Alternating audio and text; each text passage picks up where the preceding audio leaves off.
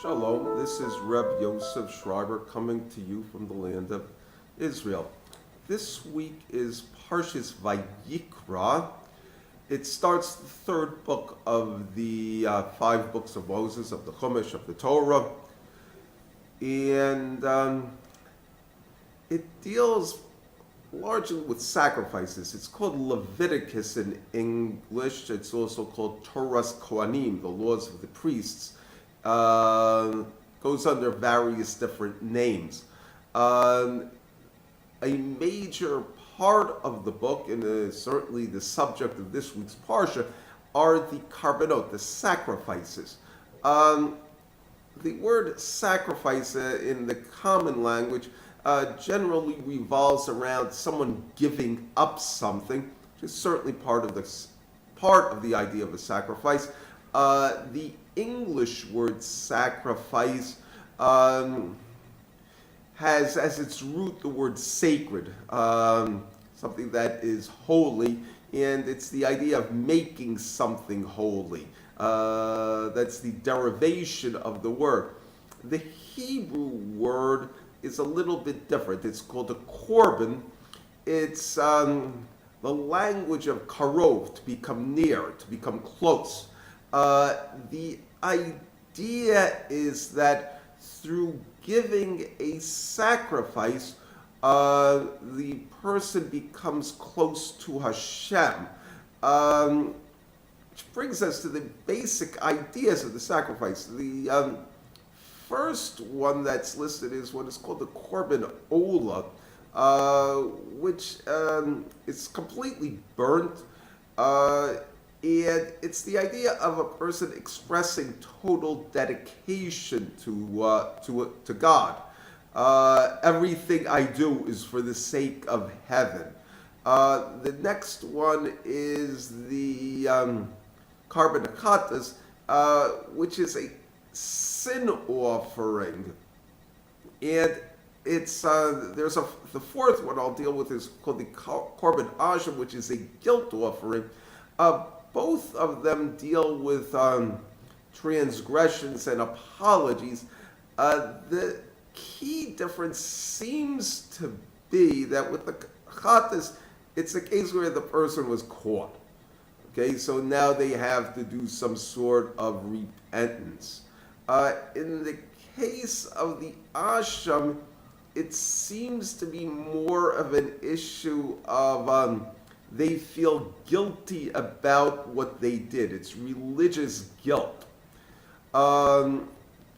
It requires a person confesses, and it's a little bit different from the other ones in which they are basically acted out through ritualistic behavior. We're acting out our feelings to God. The last one, actually third in sequence in the Chumash, is the shlamim, with the thanksgiving offering. And it's something good has happened to the person, so he brings a sacrifice. Now, in the cases of concerning eating of the sacrifices, this is something that's generally lost in the ordinary understanding of sacrifices, is that the idea is that it's burnt on the fires. Certainly part of it always is. In the case of the shlamim, basically it's just the suet, the gristle, the parts that you're not going to eat in any case is burnt on the fire. It gives a nice fragrance. It makes good candles, so you have given up something. But the meat is basically used for a meal, which is the essence of it. It's a way of imbuing a meal with sanctity. But getting back to the original topic, which is more clear with the shlamim, is that you have a very elaborate butchering of the animal, and offering up of the various internal organs or internal parts on the Mizbeach, where the kidneys are removed and specifically burnt. The lobe of the liver is specifically burnt. The idea is expression of a person's love of religion through the vehicle of slaughtering an animal, pouring its blood out on the Mizbeach, so to speak. I'm giving my own blood to God, and then going through the inside of the animal and giving various parts on the Mizbeach. When you go into Masechtet Amid, which actually details the butchering of the ola, it's quite elaborate, where the head is cut, the legs are cut, different kohanim are given different ways of bringing the different parts of the body of the carcass on the altar. It's a very elaborate ritual revolving around what amounts to butchering. Okay, you know, you go to a butcher shop and you see a side of beef and that type of thing. What the Chumash has done is present that as a ceremony that people use to express their devotion to heaven. It's a matter of controversy in the halacha whether that is the essential will of God, that we should express our love of heaven through this method. With some saying, I think it's Rabbi Kook, that it's just simply a concession to man's bloodthirsty nature. The Rambam saying in Moreh Nevuchim that it is just simply the way that korbanot were offered in the days of the Bible. What you have later on is the book of Psalms, where a person verbally expresses his feelings to God. Kol ha-neshamat hallelujah, that every breath or every soul should praise God. Or expressions of regret, Leiv tahor barali elokim, a pure heart create in me, God please. Or the full range of a person's emotions towards God. The idea of the book of Psalms is that HaKadosh Baruch Hu in fact did want the praises of the Jewish people, and that the book of Psalms is what quenched his thirst for these praises, that it came from Ruth, who was the matriarch of King David, who wrote the book of Psalms. Her name is the language of Ravah, of quenching, of thirst, satisfying thirst. So they make a drush based on her name as it relates to the book of Psalms. There seems to have been a change in man's mentality. Right now, the idea of the liturgy is a replacement for, or a substitute for the offering of animal sacrifices. Also, you have grain sacrifices as well, soled, flour, matzahs, kugel, all offered on the Mizbeach. But it's Nishamas Farms of Hasenu, quoted in Amos, we will pay bulls with our mouth. In other words, through poetry and song, we will express our devotion to God.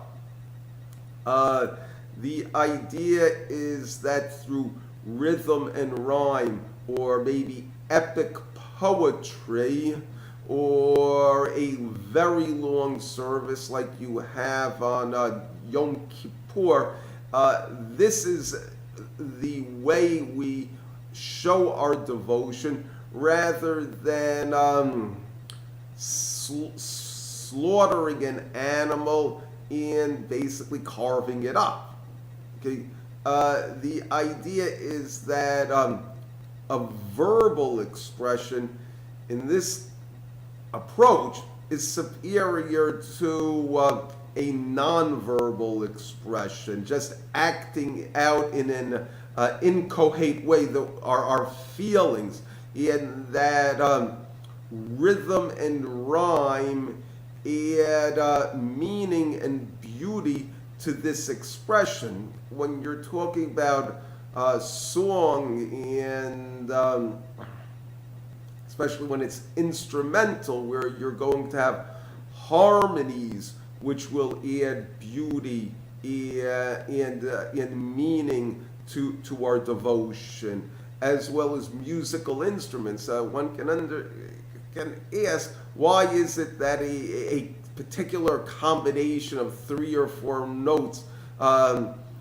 expresses our feelings today, while giving the fatty tail of a sheep expressed it in years gone by, or just say the blowing of a horn, of a trumpet, or a saxophone expresses a feeling, as opposed to burning up,